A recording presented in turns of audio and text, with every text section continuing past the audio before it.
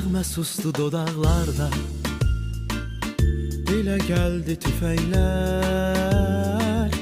Mənim atam uzaqlarda, cəbhələrdə bir əskər, cəbhələrdə bir əskər. Anamızın laylaları nənnilərdə pozuldu.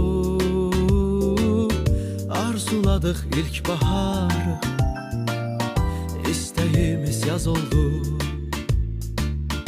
İstəyimiz yaz oldu. Səni uşaqlıq, sən bizdən uzaq düşdün artıq. Desəni yellər apardı,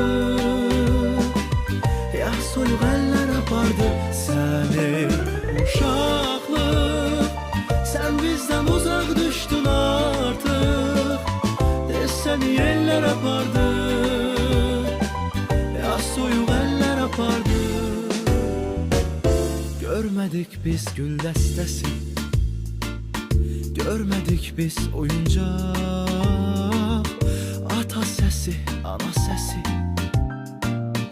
eşitmədik doyunca, eşitmədik doyunca.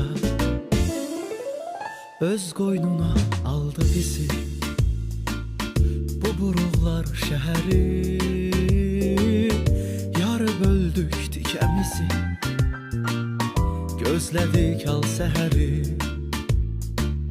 gözlədik al səhəri. Səni uşaqlıq, sən bizdən uzaq düşdün artıq. Desəni yellər apardı, ya soyuq əllər apardı.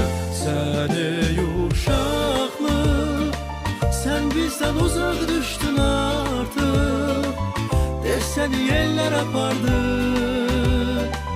ya soyuq əllər apardı.